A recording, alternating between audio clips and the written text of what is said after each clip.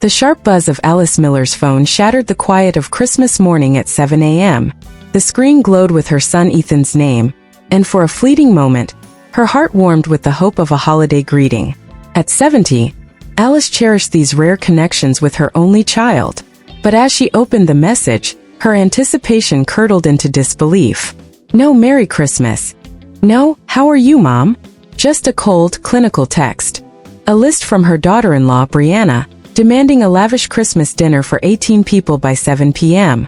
The list was a culinary gauntlet. A 15-pound turkey stuffed with walnuts and cranberries, honey-glazed ham, smoked salmon with dill, spinach and ricotta lasagna, Caesar salad with homemade croutons, mashed potatoes with European butter, roasted vegetables with fine herbs, artisan bread, homemade cranberry sauce, turkey gravy, tiramisu for 12, red-berry cheesecake, Neapolitan flan, reserve red wine, and special champagne for the toast. A postscript stabbed like an afterthought. Our entire family is coming, my parents and siblings. Plan for 18. Thank you. Alice's hands, gnarled by arthritis, trembled as she gripped the phone. Her modest pension of $2,800 a month barely covered her bills, medications, and groceries, yet for 15 years since Ethan married Brianna, she'd been the family's matriarch-turned-servant. Expected to cook, serve, and fund their whims, she was less a mother than a resource, exploited without gratitude. The dinner's cost, over $600 in ingredients alone, was a blow, but the disregard hurt more. She'd already spent $30,000 over 5 years on their emergencies. $2,000 for their SUV down payment, $3,000 for a Cancun vacation, $1,000 for her grandson's extravagant birthday party at a venue Brianna insisted on. Each favor came with promises of repayment, hollow words that never materialized. Sitting on the edge of her bed, tears of rage blurred her vision. The room, with its faded floral wallpaper and creaky oak floorboards, felt like a museum of her sacrifices. Memories flooded in, teaching 5-year-old Ethan to bake cookies in her sunlit kitchen, his sticky fingers leaving flowery prints on her apron, comforting his teenage heartbreaks with hot chocolate and late-night talks, crafting Christmas feasts that Brianna took credit for, her $500 red dress glowing under the chandelier as she played the perfect hostess. Last Christmas, Alice had spent $400 in 4 days cooking for 20 guests, her swollen feet throbbing as she shuttled dishes from kitchen to table, ignored by all but the ticking clock. 3 years ago, she'd overheard Brianna on the phone, laughing to her sister. It's like having a personal restaurant. She pays for everything and never asks for a penny. Those words had pierced Alice's heart, but she'd swallowed the pain, convincing herself it was her duty to hold the family together. This time something snapped. The rage wasn't just about the list, it was about 15 years of being taken for granted, of being reduced to a utility. Alice shuffled to the bathroom mirror, her reflection revealing a tired 70-year-old with wrinkles etched by decades of love and sacrifice, but eyes still sharp with intelligence. Her gray hair, once styled monthly at the salon, hung in a limp ponytail. When was the last time someone asked what you wanted for Christmas? She whispered to herself. The answer was a gut punch. Never. In 15 years of Ethan's marriage, no one had considered her wishes, her dreams, her limits. She was the invisible engine of their celebrations, her own joy irrelevant. Alice returned to the kitchen, the heart of her home where she baked Ethan's birthday cakes and hosted family dinners. She opened the drawer where she kept her bills and spread her bank statements across the worn table. The numbers told a brutal story. In 3 months, she'd given $1,400 for their needs, $800 for school supplies, $100 for Ethan's car repair, $500 for Christmas gifts Brianna couldn't afford.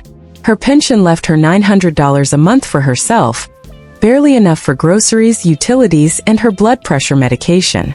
Meanwhile, Brianna flaunted designer handbags, and Ethan upgraded his phone every 6 months. Her savings, painstakingly built over 40 years as a secretary, were dwindling. $30,000 gone in 5 years to their whims. She pulled out a photo album, its leather cover soft from years of handling. The first pages showed a vibrant Alice at 55, radiant in an emerald green dress at Ethan's college graduation, her hair styled, her smile wide. She'd been proud, independent, a woman who indulged in small luxuries like salon visits and new clothes. But as she flipped through the years, her image faded. In early Christmas photos with Brianna, she was still dressed up, her makeup meticulous. By last year, she was a shadow in a stained apron, serving food while others toasted with wine she'd paid for, her face absent from the camera's frame. When had she stopped being the guest of honor in her own home? When had she become the servant? A fierce flame of dignity ignited within her. Alice grabbed a sheet of paper and with trembling hands, wrote her own list: respect, consideration, a Christmas where I'm a guest, not a servant, an apology for years of exploitation, time to live for myself. Each word was a rebellion against her servitude, a reclamation of her worth.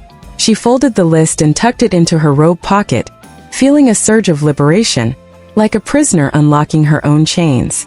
Her phone buzzed again, Brianna's voice syrupy and manipulative. "You're the only one who cooks well enough to make our family happy. Please make the tiramisu without coffee for my sister. You're a darling." The words were a calculated hug, not love but convenience.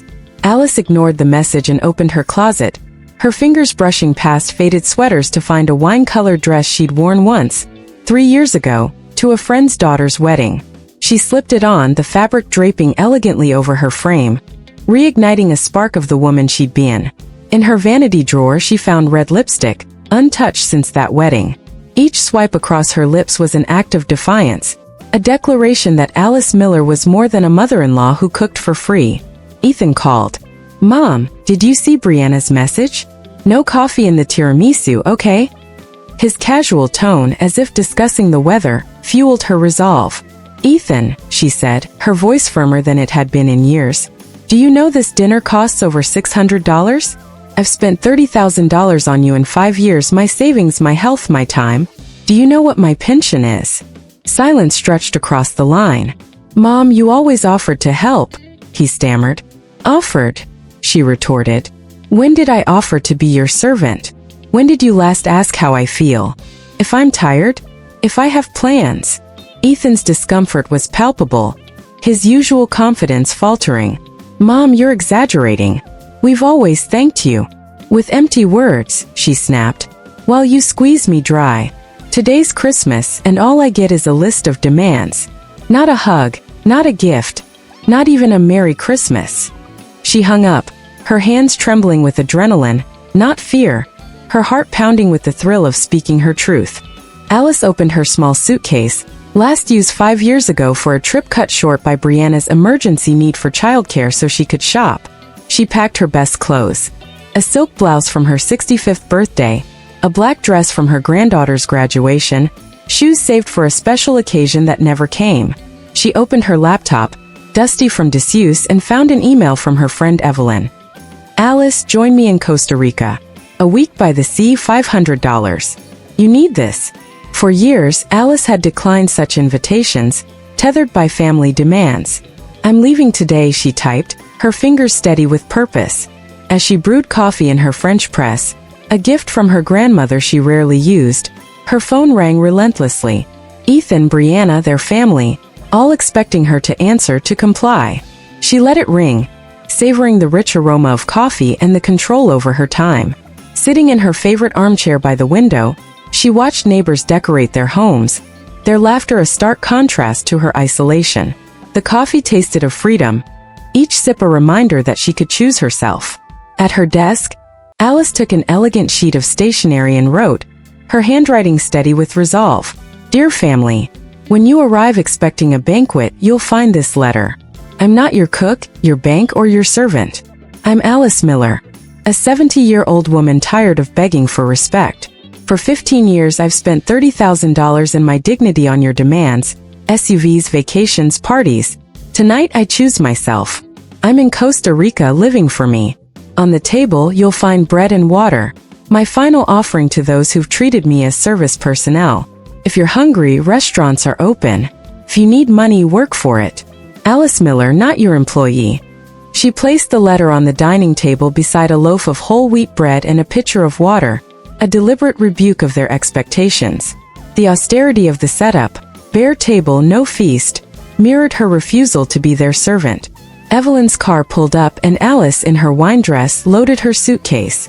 "You're escaping a prison you built," Evelyn said, her eyes warm with pride. As they drove to the airport, Alice imagined Ethan and Brianna's shock at her empty table, the letter waiting like a mirror to their selfishness. The airport buzzed with families reuniting, their hugs and gift exchanges, a world Alice had been excluded from. She boarded the plane, accepting a first-class upgrade from Evelyn. "Your Christmas gift," her friend said with a smile. As the plane ascended, the city lights receded, and Alice pictured her family opening her door, finding her absence. Brianna's final message, "Please don't disappoint us," echoed in her mind. "I've been the one disappointed," she thought, switching her phone to airplane mode. The silence a balm to her soul. In Costa Rica, Alice woke to sunrises painting the sky in gold, pink, and creamy yellow, the waves whispering promises of renewal. She read novels on the beach, their pages curling in the salty breeze, and savored meals she didn't cook. Fresh ceviche, mango smoothies, warm empanadas. She wore a bikini she bought impulsively 2 years ago, defying the voice that said she was too old at 70. Each moment was a reclamation of her identity, a rediscovery of the woman buried under decades of sacrifice.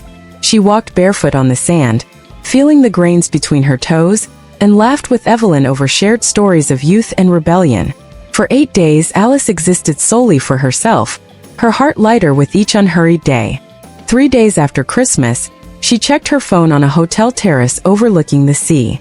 Messages flooded in, a timeline of her family's unraveling. Ethan's first texts were confused. "Mom, where are you? The house is dark." Brianna's tone shifted from fake concern to anger. "This is irresponsible. My family came expecting your dinner." Then guilt. "The kids are crying, asking why Grandma left." By December 26th, Ethan's tone softened. "Mom, I've read your letter. Maybe we haven't been fair. I want to know my mom as a person, not just the woman who solves our problems." The words stirred hope, but Alice knew actions spoke louder. She sipped her coffee, the ocean's rhythm grounding her resolve. Back home, Ethan visited alone, carrying roses and a box of chocolates, her favorites, a detail she hadn't realized he knew. He sat on her couch, nervous, his usual confidence gone. "Mom, I don't remember the last time I asked how you were," he admitted. He spoke of therapy, of confronting how they'd exploited her. "We calculated it. $32,000 over 5 years. We owe you." He handed her an envelope with $16,000 in cash, promising $500 monthly repayments. "It's non-negotiable, Mom." His eyes, wet with tears, held a humility she'd never seen. "I'm sorry for treating you like our bank, for assuming you'd always be there. I want to start over." Her granddaughter Catherine called via video, her smile radiant. "Grandma, you went to Costa Rica alone. That's so brave. I want to be like you when I grow up." They planned to bake cookies, Catherine insisting. "I'll bring the ingredients." The words warmed Alice's heart. Her granddaughter was learning that love meant respect, not demands. Catherine's admiration was a gift, proof that Alice's rebellion had planted a seed for the next generation. 6 months later, Alice sits in her new oceanfront apartment in San Diego, bought with her reclaimed savings and half the money Ethan returned. The Pacific's waves replaced the incessant ring of her phone, and the aroma of her morning coffee, brewed just for herself, replaces the stress of cooking banquets. She wakes without alarms, plans a solo trip to Spain, and rediscovers passions long buried. Painting seascapes, reading novels, joining a book club with women who value her for her laughter, not her labor. Ethan and Brianna have changed. Each month, Ethan deposits $500 with a message. "With love and respect, Mom." Brianna sent a handwritten letter 3 months ago, a genuine apology. "I saw you as a resource, not a person. I'm teaching my kids to respect grandmothers, not exploit them." Their Christmas was different. No demands, just an invitation to join them as a guest. Alice arrived to find a table set with food they'd prepared. Simple roasted chicken, lumpy mashed potatoes, desserts made by the children. It wasn't perfect, but it was theirs, and Alice was a guest, not a servant. She left at 10 p.m., her heart full, knowing her worth wasn't tied to her utility. Catherine's weekly calls are Alice's greatest joy. "Grandma, I'm saving my allowance for your birthday gift," she says, her voice bright with pride. "I want to be independent like you." Those words are Alice's legacy. proof that her rebellion taught her granddaughter to value herself. Last Christmas, Alice hosted a potluck with 8 widowed friends, each bringing a dish, each valued for her presence. They laughed until their sides ached, toasting their newfound freedoms with glasses of wine they'd each paid for. Alice's home, once a stage for her servitude, is now a sanctuary of her independence. She's learned that guilt for prioritizing herself was a lie, a social chain that kept her bound to others' needs. Unlearning it has been her greatest liberation. Alice sips wine in her San Diego apartment, the sunset painting the sky in hues of her Costa Rican mornings. At 70, she's learned that love isn't sacrifice but respect, reciprocity, and boundaries. Her story isn't revenge, it's liberation, a testament that it's never too late to reclaim your worth. To women trapped by others' expectations, she says, "Your value isn't in what you do for others, but in who you are. Set boundaries. Demand respect. Live for yourself. It's never too late to stand up, at 70 or any age."